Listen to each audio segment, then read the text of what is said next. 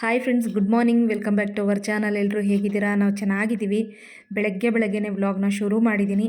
So ಇವತ್ತು ಬೆಳಗ್ಗೆಯಿಂದ ರಾತ್ರಿ ತನಕ ವ್ಲಾಗ್ನ ತೊಗೊಂಡೋಗ್ತೀನಿ. ಈ ವ್ಲಾಗ್ ನಿಮಗೆ ಇಷ್ಟ ಆಗ್ಬೋದು. ಪ್ಲೀಸ್ ಇಷ್ಟ ಆದರೆ ಲೈಕ್ ಮಾಡಿ. ಹಾಗೆ ಫಸ್ಟ್ ಟೈಮ್ ನೋಡ್ತಾ ಇರೋರು ಸಬ್ಸ್ಕ್ರೈಬ್ ಮಾಡ್ಕೊಂಡು ನೋಡಿ. ಬೆಳಗ್ಗೆನೇ ಇವತ್ತು ಚಿತ್ರಾನ್ನ ಮತ್ತು ಉಪ್ಪಿಟ್ಟು ಎರಡೂ ಕೂಡ ಮಾಡಿದ್ದೀನಿ. ಹಾಗೆಯೇ ಅದ್ರ ಜೊತೆಗೆ ರಾಗಿ ಅಂಬಲಿ ಕೂಡ ಮಾಡಿದ್ದೀನಿ. ತನುಗೆ ಇವತ್ತು ರಾಗಿ ಅಂಬಲಿ ಕೂಡ ಹಾಕ್ತಾಯಿದ್ದೀನಿ ಲಂಚ್ ಬಾಕ್ಸಲ್ಲಿ.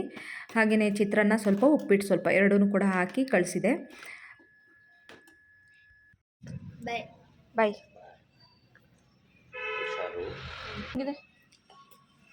ಕೂದಲು ಚೆನ್ನಾಗೇ ಬಚ್ಕೊಳ್ಳಲ್ಲ ಕೆಳಗಡೆ. ಬಾಯ್.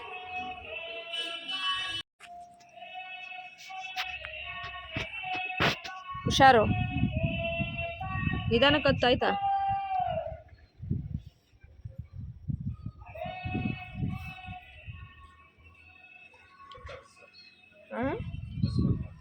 ಇನ್ನ ಬಂದಿಲ್ಲ.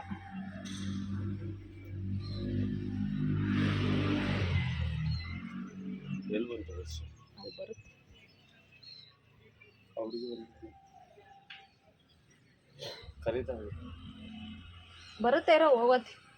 ಅಲ್ಲಿ ನಿಂತ್ಕೊಟ್ಟಿರ ಆಟೋ ಹತ್ರ. ಇಲ್ಲ ನಿಲ್ಲು.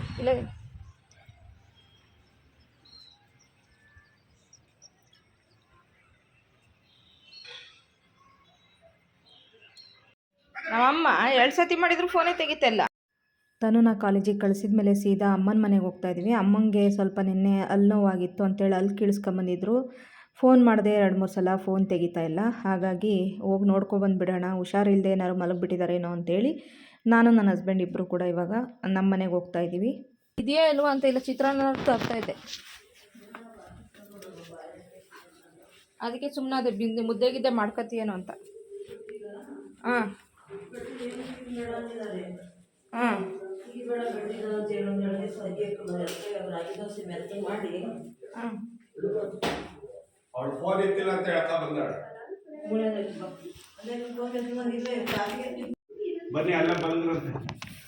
ಅಲ್ಲೇ ಬಾ, ಅಲ್ಲೇ ಹೇಳಿ ಮಧ್ಯಾಹ್ನ ಬಾ, ಅಲ್ಲೇ ಆಮೇಲೆ ಸಂಜೆ ಇಲ್ಲ ಹಂಗೆ ಬಿಟ್ಬಿಡು. ಬೇಡ ಬಿಡು, ಬೇಡ. ಇವಾಗ ಬೀನ್ಸ್ ಎಂತ ಎಣ್ಣೆ. ಹಾಂ ಬೇಡ ಏನು ಬರೋದಾ? ಆಮೇಲೆ ಬಾ. ಕೊತ್ತಂಬರಿ ಸೊಪ್ಪು ಈತಾ? ಕೊತ್ತಂಬರಿ ಸೊಪ್ಪು ತಂದೆ.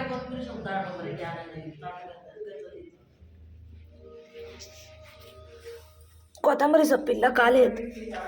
ಹಾಂ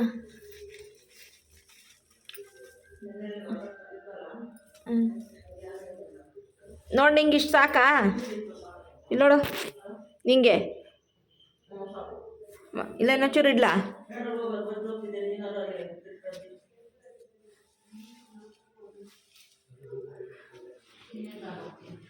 ಏನು ಬೇಡ, ರಾಗಿ ಹಿಟ್ಟು ಐತಿ. ಸರಿ ಆಯಿತು.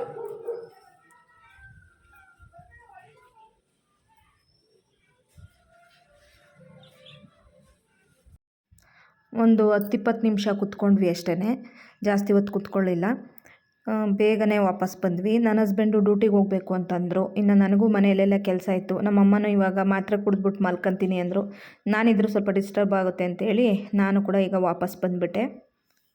ಅಮ್ಮನ ಮನೆಗೆ ಹೋಗಿ ಬಂದಾದಮೇಲೆ ಮಧ್ಯಾಹ್ನ ತನಕ ಸ್ವಲ್ಪ ಹಾಗೆ ಮಲ್ಕೊಂಡೆ. ಇನ್ನು 12 ಗಂಟೆ ಅಷ್ಟೊತ್ತಿಗೆ ಮಳೆ ಬೇರೆ ಶುರುವಾಗಿತ್ತು. ಮಳೆ ಬರೋದು ನಿಲ್ಲೋದು ಇದೇ ಥರನೇ ಆಗ್ತಾಯಿತ್ತು. ನನಗೂ ತುಂಬ ಚಳಿ ಅನ್ನಿಸ್ತಾಯಿತ್ತು ಅಂತೇಳಿ ಸ್ವಲ್ಪ ಹೊತ್ತು ಹಾಗೆಯೇ ಫೋನ್ ನೋಡಿಕೊಂಡು ಒಂಚೂರು ಎಡಿಟ್ ಮಾಡ್ಕೊಂಡು ಹಾಗೆ ಮಲಗಿಬಿಟ್ಟೆ. ಆಮೇಲೆ ನೋಡಿದ್ರೆ ಮಧ್ಯಾಹ್ನ ಹಾಗೆ ಹೋಗ್ಬಿಟ್ಟಿತ್ತು. ಇನ್ನು ಬಟ್ಟೆ ಬೇರೆ ವಾಶ್ಗೆ ಹಾಕಿಲ್ವಲ್ಲ, ಫಸ್ಟು ಬಟ್ಟೆಗಳನ್ನೆಲ್ಲ ಒಗೆದಾಕೋಣ ಅಂತೇಳಿ ಮಿಷಿನ್ ಇವಾಗ ಆನ್ ಮಾಡೋಣ ಅಂತ ಬಂದೆ. ಹಾಗೆಯೇ ಸ್ವಲ್ಪ ಕಾಲೊರೆಸೋ ಮ್ಯಾಟು, ಹಾಗೆಯೇ ಈ ಮಸಿ ಬಟ್ಟೆ ಆ ಥರದನ್ನೆಲ್ಲ ಅದನ್ನು ಕೂಡ ಹ್ಯಾಂಡ್ ವಾಶ್ ಮಾಡಿ ಎಲ್ಲದನ್ನು ಕೆಲಸಗಳನ್ನ ಬೇಗ ಮುಗಿಸ್ತಾ ಇದ್ದೀನಿ.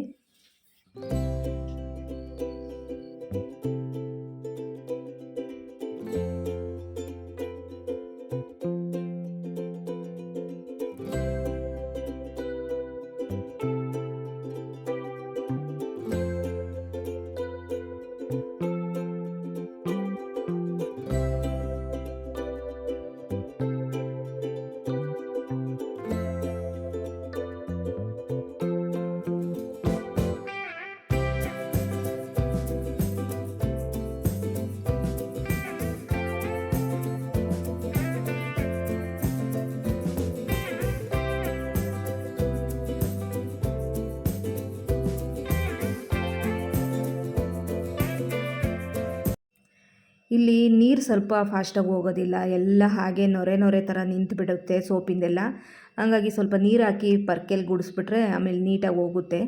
ಹಾಗಾಗಿ ಸ್ವಲ್ಪ ನೀರು ಹಾಕಿ ಪೊರ್ಕೆಲೆಲ್ಲ ಗುಡಿಸ್ಬಿಟ್ಟೆ. ಇನ್ನು ಮೆಟ್ಲತ್ರ ಏನಿದೆ ಅಲ್ಲೂ ಕೂಡ ಒಂದು ನೀರು ಹೋಗೋದಕ್ಕೆ ಹೋಲ್ ಮಾಡಿದ್ದಾರೆ. ಸೊ ಈ ಗಿಡಗಳನ್ನ ನೆಟ್ಟಿರೋದ್ರಿಂದ ಈ ಜೋರು ಮಳೆ ಬಂದುಬಿಡ್ತು ಅಂದರೆ ಈ ಮಣ್ಣೆಲ್ಲ ಕೆಳಗಡೆ ಬಿದ್ದುಬಿಟ್ಟು ಆ ಹೋಲ್ ಒಳಗಡೆ ಹೋಗಿ ಮೆಟ್ಲು ಮೇಲೆಲ್ಲ ಸ್ವಲ್ಪ ಮಣ್ಣು ಥರ ನಿಂತ್ಕೊಂಡ್ಬಿಡುತ್ತೆ. ಹಾಗಾಗಿ ಅಲ್ಲಿಗೂ ಕೂಡ ಒಂದೆರಡು ಜಗ್ ನೀರು ಹಾಕ್ತಾಯಿದ್ದೀನಿ. ನೀರು ಹಾಕ್ಬಿಟ್ರೆ ಆ ಮಣ್ಣೆಲ್ಲ ಸ್ವಲ್ಪ ಕೆಳಗಡೆ ಹೋಗ್ಬಿಡುತ್ತೆ. ಮಳೆ ಬೇರೆ ಬರ್ತಾ ಇರೋದ್ರಿಂದ ಎಲ್ಲ ಕೊಚ್ಕೊಂಡು ಹೋಗುತ್ತೆ ಅಂತೇಳಿ ಮಳೆ ಸ್ವಲ್ಪ ಕಡಿಮೆ ಆಗಿತ್ತಲ್ವ, ಆ ಕೆಲಸ ಕೂಡ ಮಾಡಿದೆ. ನನಗೆ ಮಳೆ ಅಂದರೆ ತುಂಬಾ ಇಷ್ಟ, ಮಳೇಲಿ ನೆನೆಯೋದೆಲ್ಲ ತುಂಬಾ ಇಷ್ಟ. ಇನ್ನು ಮಳೆ ಬರ್ತಾ ಇದೆ ಅಂದರೆ ಇನ್ನು ನನ್ನ ಕೆಲಸಗಳನ್ನೆಲ್ಲ ಬೇಗ ಬೇಗ ಮಾಡ್ತೀನಿ. ಅಂದರೆ ಸ್ವಲ್ಪ ಕೆಲಸ ಮಾಡೋದಕ್ಕೆ ಹುಮ್ಮಸ್ಸು ಬರುತ್ತೆ ನನಗೆ ಮಳೆ ನೋಡಿದ್ರೆ.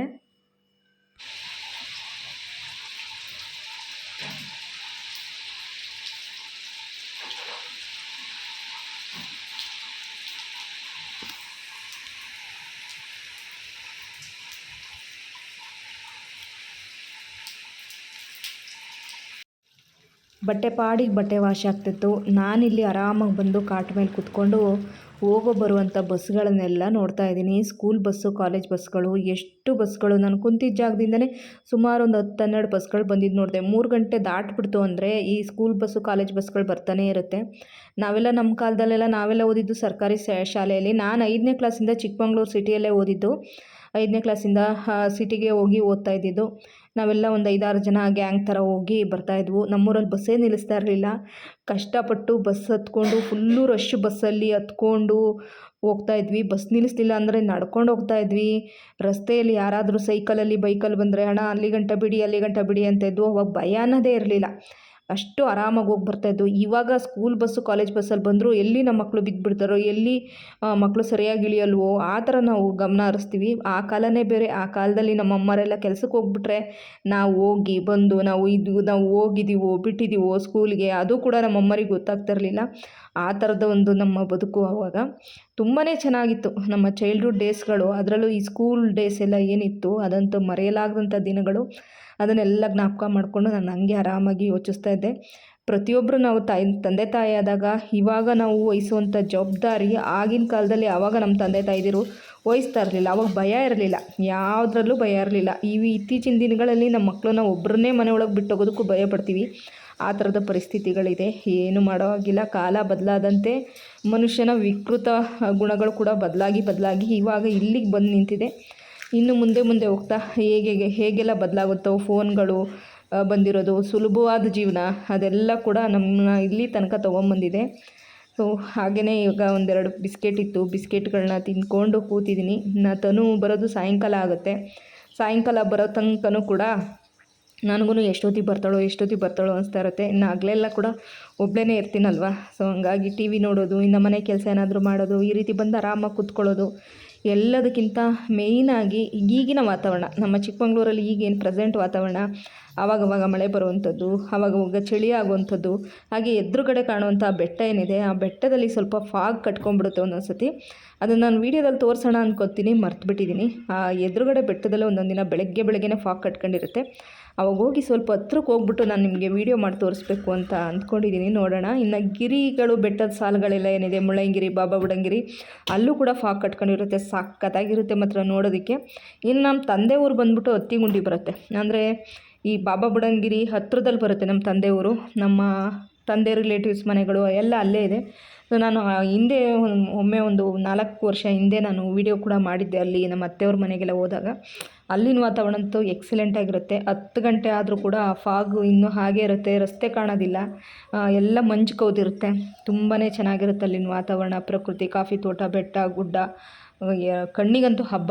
ಅದರಲ್ಲೂ ಈ ಟೈಮಲ್ಲಂತೂ ತುಂಬ ಚೆನ್ನಾಗಿರುತ್ತೆ. ನಂಗೆ ಈಗ ಅನ್ನಿಸ್ತಾನೇ ಇದೆ ತುಂಬ ದಿವಸದಿಂದ ಆ ಕಡೆ ಎಲ್ಲ ಹೋಗಿ ಬರೋಣ ಅಂತೇಳಿ. ಇನ್ನು ತನು ಬೇರೆ ಬ್ಯುಸಿ. ಬೆಳಗ್ಗೆ ಹೋದರೆ ಇನ್ನು ಸಂಜೆ, ಸಾಟರ್ಡೆ ಕೂಡ ಹಾಫ್ ಡೇ ಇಲ್ಲ ಅವಳಿಗೆ. ಹಂಗಾಗಿ ಇನ್ನು ಭಾನುವಾರ ಒಂದಿನ ಸಿಗೋದ್ರಿಂದ ಭಾನುವಾರ ಆರಾಮಾಗಿ ಅವಳು ಮಲ್ಕೊಂಬಿಡೋಣ, ಆರಾಮಾಗಿ ರೆಸ್ಟ್ ಮಾಡಿಬಿಡೋಣ ಅಂತ ಅವಳ ಮೈಂಡ್ಸೆಟ್ಟಲ್ಲಿರುತ್ತೆ. ಓದೋದೆಲ್ಲ ಇರುತ್ತಲ್ವ. ಹಂಗಾಗಿ ನಾನು ಕೂಡ ಎಲ್ಲೂ ಹೋಗೋದಕ್ಕೆ ಮನ್ಸು ಮಾಡ್ತಾಯಿಲ್ಲ. ಇನ್ನು ನಾನು ಧರ್ಮಸ್ಥಳ, ಸುಬ್ರಹ್ಮಣ್ಯ, ಶೃಂಗೇರಿ, ಇನ್ನು ಸಾಕಷ್ಟು ಪ್ಲೇಸ್ಗಳಿಗೆಲ್ಲ ಹೋಗಿ ಬರಬೇಕು. ನಾವೆಲ್ಲವಕ್ಕೂ ಹೋಗಬೇಕು. ಸೊ ಟೈಮೇ ಸಿಗ್ತಾಯಿಲ್ಲ. ನೋಡೋಣ, ಯಾವಾಗಲಾದ್ರು ಮಧ್ಯದಲ್ಲಿ ರಜಾ ಸಿಕ್ಬಿಟ್ರೆ ಸಾಕು ಎಲ್ಲ ಕಡೆ ಹೋಗಿ ಬಂದುಬಿಡೋಣ ಅಂತ ಅಂದ್ಕೊಂಡಿದ್ದೀನಿ.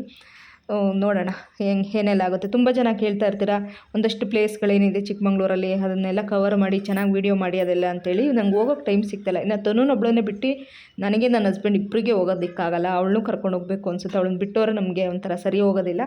ಹಾಗಾಗಿ ಅವಳಿಗೆ ಯಾವಾಗ ರಜೆ ಸಿಗುತ್ತೆ ಆ ಟೈಮಲ್ಲಿ ಒಂದಷ್ಟು ಪ್ಲೇಸ್ಗಳಿಗೆಲ್ಲ ಹೋಗಿ ಬರೋಣ ಅಂತ ಅಂದ್ಕೊಂಡಿದ್ದೀವಿ. ಸೊ ಅದನ್ನೆಲ್ಲ ವೀಡಿಯೋ ಮಾಡಿ ತೋರಿಸ್ತೀನಿ. ಇನ್ನು ಬಟ್ಟೆ ಕೂಡ ವಾಶ್ ಆಗಿದ್ದಾಯಿತು. ಹಾಗೆ ಈಗ ಬಟ್ಟೆಗಳನ್ನೆಲ್ಲ ಒಣ ಹಾಕ್ತಾಯಿದ್ದೀನಿ. ಇನ್ನು ಮಳೆ ಬಂದ್ರೂ ಕೂಡ ಇಲ್ಲೇನು ನೆನೆಯೋದಿಲ್ಲ ಅಲ್ವಾ, ಶೀಟ್ ಹಾಕಿದಾರಲ್ವ, ಅಲ್ಲಿಗೆ ನಾನು ದಾರಗಳನ್ನ ಕಟ್ಟಿರೋದ್ರಿಂದ ಆರಾಮಾಗಿ ಬಟ್ಟೆಗಳು ಅದ್ರ ಪಾಡಿಗದು ಒಣಗ್ತಾ ಇರುತ್ತೆ.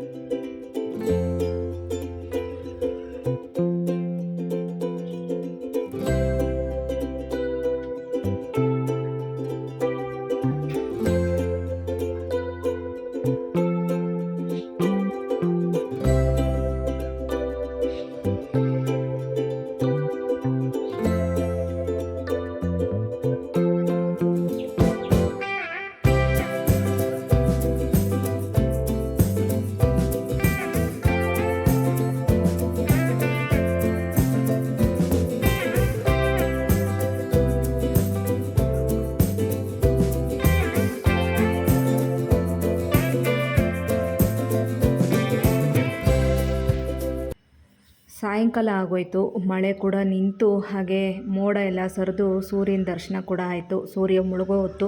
ಇನ್ನು ತನೂ ಕಾಲೇಜಿಂದ ಬರ್ತಾಳೆ ಅಂತೇಳಿ ಇವಾಗ ಇಲ್ಲೇ ನಿಂತ್ಕೊಂಡು ವೆಯ್ಟ್ ಮಾಡ್ತಾಯಿದ್ದೀನಿ. ಸೊ ಚಳಿ ಇದ್ದಿದ್ದರಿಂದ ಜಾಕೆಟ್ ಹಾಕ್ಕೊಂಡು ಆರಾಮಾಗಿ ಈಗ ನಿಂತ್ಕೊಂಡಿದ್ದೀನಿ. ಮನೆ ಕೆಲಸಗಳೆಲ್ಲ ಮುಗಿದಿತ್ತು. ಇನ್ನು ಸಾಯಂಕಾಲ ಏನಾದರೂ ಅಡುಗೆ ಮಾಡಬೇಕಿತ್ತು. ಸೊ ಹಂಗಾಗಿ ತನುಗೇನಾದರೂ ಸ್ನ್ಯಾಕ್ಸ್ ಮಾಡ್ಕೊಳ್ಳೋಣ ಅಂತ ಅಂದ್ಕೊಂಡೆ. ನನ್ನ ಹಸ್ಬೆಂಡು ಬರ್ತೀನಿ ಈ ಮನೆಗೆ ಇವಾಗ ಸಂಜೆ ಅಂತಂದರು.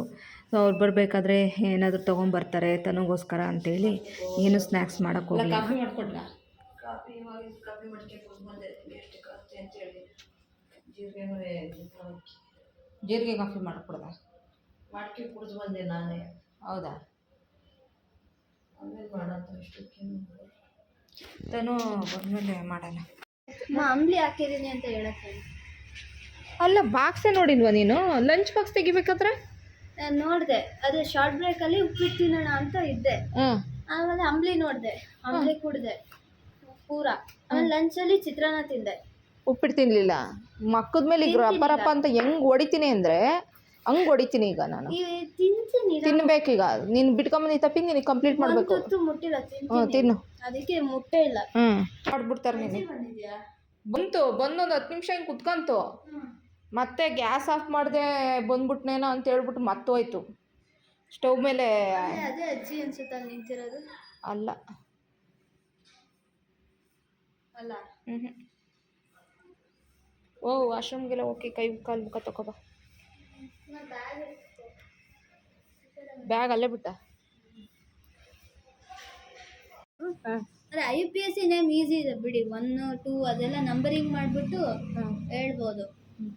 ನಾನು ಟೊಲೀನ್ ಅಂತ ಅಂದ್ಬಿಟ್ಟೆ. ನೆಕ್ಸ್ಟಿಗೆ ಫಿನಾಲ್ ಅಂತ ಹೇಳಕ್ ಹೋದೆ. ಇವರೆಲ್ಲ ಒಂಥರ ಅಂದ್ಕೋತಾರೆ ಅಂತ ಹೇಳಕ್ ಹೋಗಿಲ್ಲ. ಫಿನಾಲು ನಂಗೆ ಗೊತ್ತಿತ್ತು. ಫಿನಾಲ್ ಅಂತ ನಿಧಾನಕ್ಕೆ ಹೇಳಿ, ಜೋರಾಗಿ ಹೇಳಿದ್ರೆ ಕೇಳಿರೋದು. ಇನ್ನು ಬೇರೆದು RDID ಗ್ರೂಪಿಂದು ಹಾಕಿದ್ರು, ಅದೆಲ್ಲ ಗೊತ್ತಿದ್ದಿಲ್ಲ, ಬುಕ್ಸಲ್ಲಿ ಇದ್ದಿಲ್ಲ. ಏನಮ್ಮ ಸಾಂಬಾರು ಬಿಸಿ ಮಾಡಕ್ಕೆ ಇಟ್ಟು ಹಂಗೆ ಬಂದಿದ್ದಾ? ಇರ್ಲಿಲ್ಲ. ಮತ್ತೆ ಹಂಗೆ ಓಡೋದೆ. ಏನ ಜ್ಞಾನ ಏನ್ ಮಾಡಿ ಗೊತ್ತಾ? ಕಾಫಿ ಮಾಡಿಸಿದ್ನಲ್ಲ, ಕಾಫಿ ಕುಡಿಯೋತಿ ಸಾರು ಕಾಯ್ತಿದ್ದೆ. ಸಾರು ಇಟ್ಟನ ಅಂತಂತೇಳಿ ಜ್ಞಾನ. ಎಂಥದ್ರಲ್ಲಿ ಹೋದೆ? ಆಟೋದಲ್ಲಿ. ಆಟೋ ಬಂತಾ? ಆ ಕಡೆಯಿಂದ ಬಂದಿದ್ನಲ್ಲ ಆಟೋ ಈ ಕಡೆ ಹೋಯ್ತಿರ್ತಿ. ಕೊಟ್ಟು ಹೋಗಿ ಆಗ ಗಿಡತ್ರ ನೋಡಿದೆ ಇಟ್ಟಿದ್ದ ಸೊತೆ ಯಾಕಾರ ಬಂದೆ ನಾನು. ನೀನು ನಿಜಗಿಜವಾಗ್ಲೂ ಇಟ್ಟು ಏನಾರು ಸೀದ್ಗಿದ್ ವಾಸನೆ ಬರ್ತೈತೇನೋ. ಅದ್ರ ಹಂಗಾಗಿದ್ರೆ ನಾನು ಮನೆಯಿಂದ ಆಚೆಗೆ ಬರ್ಬೇಕಾರೆ ಯಾವಾಗಲೂ ಗ್ಯಾಸ್ ಸ್ಟವ್ ನೋಡ್ಬಿಟ್ಟೆ ಬಾ ಆಯ್ತಾ? ಗ್ಯಾಸ್ ಸ್ಟವ್ ಎಲ್ಲ ನೋಡೇ ಬರ್ತೀನಿ. ಯಾಕೆ ಇವತ್ತು ಏನೋ ಮಾಡ್ತೀನಿ ಏನೋ ಮತ್ತೆ ಒಂದೊಂದು ದಿವಸ ಗ್ಯಾಸ್ ಏನು ಆಫ್ ಮಾಡಿನ ಇಲ್ವೋ ಅಂತೇಳಿ ಒಂದು ದಿವಸ ಆಫ್ ಮಾಡ್ದಂಗೆ ಹೋಗಿ ಯಶೋದ ಎಷ್ಟೊತ್ತಾರು ಅವಳು ಬಟ್ಟೆನ ತೊಳೆದು ಕುತ್ಕೊಂಡ್ಬಂದು ನೋಡ್ತಾಳಂತೆ. ಹುಡುಕ್ತೇನೆ ಇರ್ತಕ್ಕನಮ್ಮ ಅಂತ. ಆಗ ಅವನಿಂದ ಏನು ಮಾಡ್ತೀನಿ, ತಿರುಗಿ ಹೋಗಿ ನೋಡಿ ಬರ್ತೀನಿ. ಗ್ಯಾಸ್ ಸ್ಟವ್ ಮನೆ ಬಾಗಿಲು ಹಾಕುವಾಗ ಗ್ಯಾಸ್ ಸ್ಟವ್ ಒಂದನ್ನು ಆಫ್ ಮಾಡಿದ್ದೀನ ಇಲ್ವಾ ಅಂತ ಹೋಗಿ ಒಂದ್ಸತಿ ಕನ್ಫರ್ಮ್ ಮಾಡ್ಕೊಂಡು ಸಿಲಿಂಡ್ರ್ ಆಫ್ ಮಾಡಿಬಿಟ್ಟು ಬಾ ಆಯಿತಾ?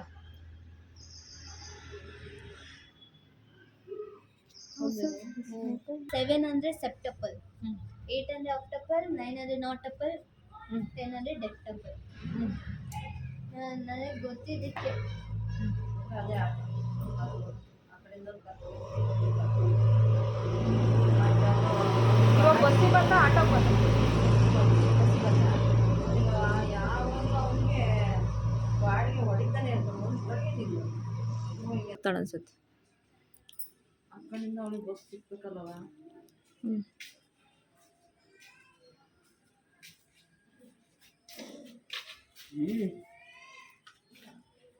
ಎಲ್ಲ ಪಾರ್ಸಲ್ ಬಂತು.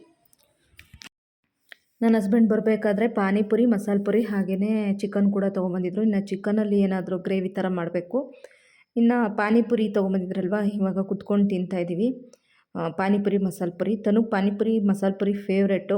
ಅದೆರಡು ಕೊಡಿಸ್ಬಿಟ್ರೆ ಸಾಕು, ಫುಲ್ ಖುಷಿಯಾಗ್ಬಿಡ್ತಾಳೆ. ಹಂಗಂತೇಳಿ ರೆಗ್ಯುಲರಾಗಿ ಕೊಡಿಸಲ್ಲ, ವಾರಕ್ಕೊಂದು ಸತಿ, ಒಂದು 10 ದಿವಸಕ್ಕೊಂದು ಸತಿ ಆ ಥರ ಕೊಡಿಸ್ತೀವಿ. ತುಂಬ ಖುಷಿಯಾಗಿ ಪಾನಿಪುರಿ ತಿಂತಾಳೆ.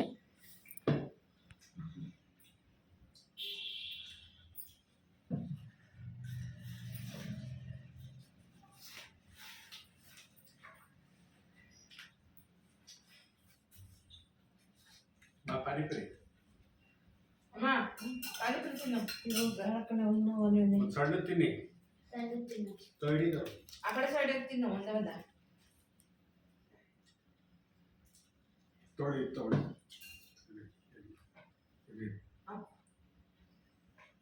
ಸಾಕು ಸಾಕು ಸಾಕು.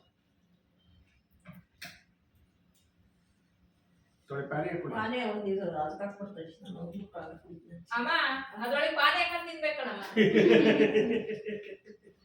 ಅದು ಮಸಾಲೆ ಅಜ್ಜಿ. ಸಾಕು ಸಾಕು. ಈ ಕಡೆ ಸೈಡ್ ತಿನ್ನ. ಎಷ್ಟಾಯ್ತು ನಿಂದು? ಗೊತ್ತಿಲ್ಲ. 4 ತಿಂದೆ ನೀನು? ಎರಡೇ ಕಣೆ. ನಮ್ಮದು ಕಡೆ ಮಸಾಲೆಗೆ ಪಾನಿಪುರಿ ಇಲ್ವಾ? ಇದೆ. ಮಸಾಲೆಗೆ ಪಾನಿ ಅಲ್ಲ, ಮಸಾಲೆಗೆ puri. Puri.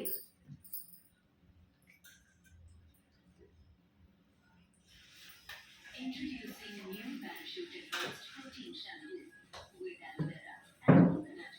Controls protein loss in 3x softer from the first wash. Parachute advanced protein shampoo. ಒಂದು Give me the bottle. ನಾನು ಇವತ್ತೇ ನೋಡ್ತಿರೋದು, ಸುಮ್ಮನಿರಮ್ಮ. ಈಗ ಓದ್ಕೋಬೇಕು ನಾನು. ನಿನಗೆ ಇವ್ರದ್ದು ಇಂಪಾರ್ಟೆಂಟ್ ನೋಡಲೇಬೇಕಾ? ಅದು ಚೆನ್ನಾಗಿದೆ ಬ್ಲಾಗ್.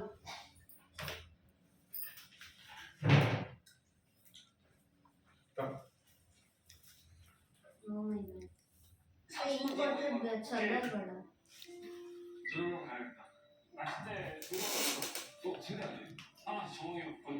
ಪಾನಿ ಒಂದು ಎರಡು ಕೊಡ್ಬೋದು ಇಂಗ್ಲೀಷ್. ತೊಳಿ ಪಾನಿ ಬೇಕಾ? ನೀನು ಬೇಡ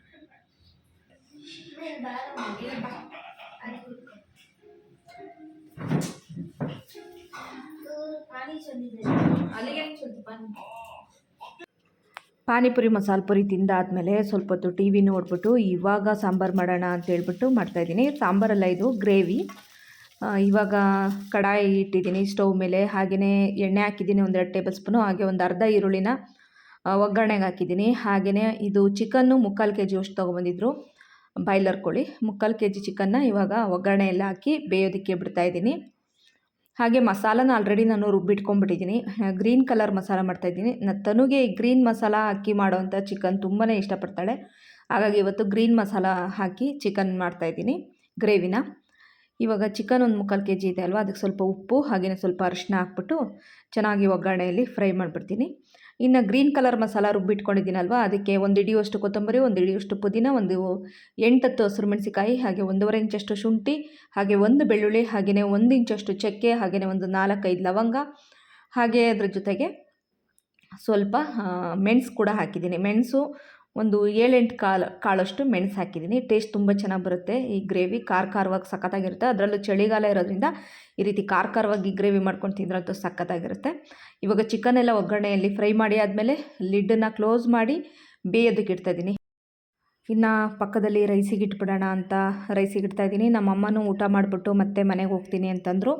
ಹಾಗೆ ದಿವಾನ್ ಕಾಟ್ ಏನಾಯಿತು ಅಂತ ತುಂಬ ಜನ ಕೇಳ್ತಾ ಇದ್ದೀರಾ. ದಿವಾನ್ ಕಾಟ್ ನಾನು ಅಲ್ಲೇ ಮನೆ ಖಾಲಿ ಮಾಡಬೇಕಾದ್ರೆ ಅಲ್ಲೇ ಮನೆ ಶಿಫ್ಟ್ ಮಾಡೋರ ಕೈಲಿ ಕೊಟ್ಬಿಟ್ಟೆ. ಅಂದರೆ ಸ್ವಲ್ಪ ಅದು ಮುರ್ಕೊಂಡು ಹೋಗೋ ಥರ ಇತ್ತು, ಹಾಗಾಗಿ ಅದನ್ನು ಕೊಟ್ಬಿಟ್ಟೆ. ಬೇರೆ ದಿವಾನ್ ಕಾಟ್ ತರಬೇಕು. ನಮ್ಮ ಅಮ್ಮಂಗೆ ಸ್ವಲ್ಪ ಕಾಟ್ ಮೇಲೆ ಮಲ್ಕೊಂಡ್ರೆ ಕಂಫರ್ಟಬಲ್ ಆಗುತ್ತೆ ಅಂತೇಳಿ ಇಲ್ಲಿ ನಮ್ಮ ಮನೆಯಲ್ಲಿ ಮಲ್ಕೋತಾ ಇಲ್ಲ. ಹಾಗಾಗಿ ಊರು ಕೂಡ ಹತ್ರ ಇರೋದ್ರಿಂದ ನನ್ನ ಹಸ್ಬೆಂಡೇ ಕರ್ಕೊಂಡೋಗಿ ಬಿಟ್ಬಿಟ್ಟು ಬಂದುಬಿಡ್ತಾರೆ. ಸೊ ಹಾಗಾಗಿ ದಿವಾನ್ ಕಾಟ್ ತರೋ ತನಕ ನಮ್ಮಮ್ಮ ಇಲ್ಲಿ ಮಲ್ಕೋತಾ ಇಲ್ಲ. ಇನ್ನು ಚಿಕನ್ ಕೂಡ ಎಲ್ಲ ಸ್ವಲ್ಪ ಒಂದು ಅರ್ಧದಷ್ಟು ಬೆಂದಿತ್ತು. ಹಾಗೆ ಈಗ ರುಬ್ಬಿಟ್ಕೊಂಡಂಥ ಮಸಾಲ, ಗ್ರೀನ್ ಮಸಾಲ ಏನಿದೆ ನೋಡಿ, ಅದನ್ನು ಕೂಡ ಸೇರಿಸಿದ್ದೀನಿ. ಹಾಗೆಯೇ ಇದರಲ್ಲಿ ಮೀಡಿಯಮ್ ಸೈಜ್ದು ಚಿಕ್ಕದು ಒಂದೆರಡು ಟೊಮೆಟೊ ಕೂಡ ಸೇರಿಸಿದ್ದೀನಿ. ಟೊಮೆಟೊ ಹೇಳಿರಲಿಲ್ಲ, ಟೊಮೆಟೊ ಕೂಡ ಸೇರಿಸಿದ್ದೀನಿ. ಎಲ್ಲ ನುಣ್ಣಗೆ ಪೇಸ್ಟ್ ಮಾಡಿಕೊಂಡು ಹಾಕ್ಕೊಂಡಿದ್ದೀನಿ. ಗ್ರೀನ್ ಕಲರಾಗಿ ಬರಬೇಕು ಅಂದರೆ ಸ್ವಲ್ಪ ಕೊತ್ತಂಬರಿ, ಪುದೀನ ಅವೆರಡೂ ಕೂಡ ಸ್ವಲ್ಪ ಜಾಸ್ತಿ ಹಾಕ್ಬಿಟ್ರೆ ಗ್ರೀನ್ ಕಲರಲ್ಲಿ ಬರುತ್ತೆ ಅಷ್ಟೇ. ಟೇಸ್ಟ್ ಅಂತೂ ತುಂಬ ಚೆನ್ನಾಗಾಗುತ್ತೆ ಈ ಥರ ಗ್ರೇವಿ. ಇನ್ನು ಆ ಕಡೆ ಸೈಡಲ್ಲಿ ಅನ್ನ ಕೂಡ ಇಟ್ಟು ಇವಾಗ ಮಸಾಲ ಎಲ್ಲ ಹಾಕಿ ಕನ್ಸಿಸ್ಟೆನ್ಸಿ ಎಷ್ಟು ಬೇಕು ಅಂದರೆ ತೆಳು ಬೇಕಾ ಗಟ್ಟಿ ಬೇಕಾ ಅದು ನೋಡ್ಕೊಂಬಿಟ್ಟು ನೀರನ್ನು ಸೇರಿಸಿದ್ದೀನಿ. ಹಾಗೆ ಇನ್ನು ಪಕ್ಕದಲ್ಲಿ ಮುದ್ದೆ ಕೂಡ ಇಟ್ಟೆ. ಅನ್ನ ರೈಸ್ ರೆಡಿ ಆದ ತಕ್ಷಣ ಮುದ್ದೆ ಕೂಡ ಇಟ್ಟೆ. ಮುದ್ದೆ ಇಟ್ಬಿಟ್ಟು ಇವಾಗ ಮುದ್ದೆ ಎಲ್ಲ ಚೆನ್ನಾಗಿ ತಿರುತ್ತಾ ಇದ್ದೀನಿ. ಜಾಸ್ತಿ ಮುದ್ದೆ ಮಾಡಲಿಲ್ಲ, ಈ ಗ್ರೇವಿಗೆ ಸ್ವಲ್ಪ ರೈಸ್ ಚೆನ್ನಾಗಿರುತ್ತೆ ರೈಸೇ. ಹಾಗಾಗಿ ಮುದ್ದೆ ಮಾತ್ರ ನಮ್ಮಮ್ಮಂಗೆ ಮತ್ತು ನನಗೆ ಸ್ವಲ್ಪ ಆಗೋಷ್ಟು ಮುದ್ದೆ ಮಾಡಿಕೊಂಡೆ. ನನ್ನ ಹಸ್ಬೆಂಡು ನನಗೂ ಮುದ್ದೆ ಬೇಡ, ರೈಸ್ ಮಾತ್ರ ಸಾಕು ಅಂತಂದರು. ಇಬ್ರಿಗಾಗೋಷ್ಟು ಮುದ್ದೆನ ಮಾಡ್ಕೊಂಡಿದ್ದೀನಿ. ಮುದ್ದೆ ಎಲ್ಲ ಈಗ ಅದನ್ನು ಮಿಕ್ಸ್ ಮಾಡಿಬಿಟ್ಟು ಚೆನ್ನಾಗಿ ಅದಾದಮೇಲೆ ಒಂದು 3-4 ನಿಮಿಷ ಚೆನ್ನಾಗಿ ಬೇಯಿಸಿದೆ. ಒಂದು 4-5 ನಿಮಿಷನೇ ಬೇಯಿಸಿದೆ. ಬೇಯಿಸ್ಬಿಟ್ಟು ಮತ್ತೊಂದು ಸತಿ ನೀಟಾಗಿ ಈ ರೀತಿ ಚೆನ್ನಾಗಿ ಮಿಕ್ಸ್ ಮಾಡ್ಕೊತಾ ಇದ್ದೀನಿ. ಈ ರೀತಿ ಚೆನ್ನಾಗಿ ಮಿಕ್ಸ್ ಮಾಡ್ಕೊಂಬಿಟ್ರೆ ಬಾಣಲೆಯಲ್ಲೇ ಮುದ್ದೆ ತುಂಬ ಚೆನ್ನಾಗಿ ಬರುತ್ತೆ, ಮೃದುವಾಗಿ ಚೆನ್ನಾಗಿ ಬರುತ್ತೆ. ಸೊ ಇವಾಗ ನೋಡಿ ಮುದ್ದೆನೂ ಕೂಡ ಈಗ ರೆಡಿ ಆಯಿತು. ಸ್ಟವ್ ಆಫ್ ಮಾಡಿಬಿಟ್ಟು ಇವಾಗ ಮುದ್ದೆ ಕಟ್ತಾಯಿದ್ದೀನಿ. ನಮ್ಮಮ್ಮನೂ ಬೇಗ ಹೋಗಬೇಕು ಅಂತ ಇದ್ರಲ್ವ, ಚಳಿ ಬೇರೆ, ಅದರಲ್ಲಿ ಬೇರೆ ಅಲ್ಲಿ ಬೇರೆ ಕೀಳ್ಸಿದ್ರು, ಅಲ್ಲಿ ಬೇರೆ ನೋವು ಸ್ವಲ್ಪ ಇತ್ತು. ಮಾತ್ರೆ ಕುಡಿದು ಬೇಗ ಮಲ್ಕೊಂಬಿಡ್ತೀನಿ ಅಂತಂದರು. ಹಾಗಾಗಿ ಬೇಗ ಒಂದು 9 ಗಂಟೆ ಒಳಗಡೆ ಬೇಗ ಮುದ್ದೆ ಕೂಡ ರೆಡಿ ಮಾಡಿಬಿಟ್ಟೆ. ಇನ್ನು ಊಟ ಮಾಡಿಬಿಟ್ಟು ನಮ್ಮಮ್ಮನ ಕಳಿಸ್ಬಿಟ್ರೆ ನಮ್ಮಮ್ಮ ಹೋಗಿ ಮಲ್ಕೋತಾರೆ.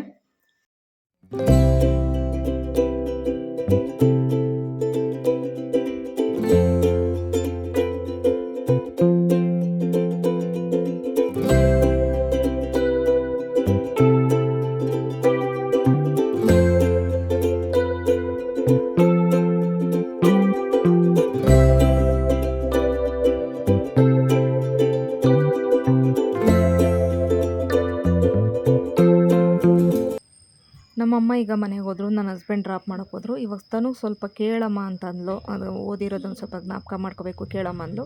ಹಾಗಾಗಿ ಈಗ ಕೇಳ್ತೀನಿ ಅಂತ ಕೂತ್ಕೊಂಡಿದ್ದೀನಿ. Diplomatic organization. In diplomatic organization during embryo development, the embryo should be germ layers, ectoderm and endoderm. Between ectoderm and endoderm, acellular jelly-like Such organization.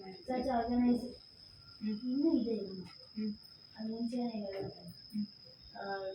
ಮತ್ತೆ in between ectoderm and endoderm, acellular jelly-like substance occurs called mesoglea. ಆಮೇಲೆ ಏನು ಹೇಳ್ತಿದೀಯ diplomatic ಅಂತ ಕೆಳಗೆ ನೋಡಿ ಎಲ್ಲಿ ನೋಡ್ತಿದ್ದೀರಾ? ಅದೇ first ಹೇಳಿ ಸಲ ಡಿಪ್ಲೊಮ್ಯಾಟಿಕ್.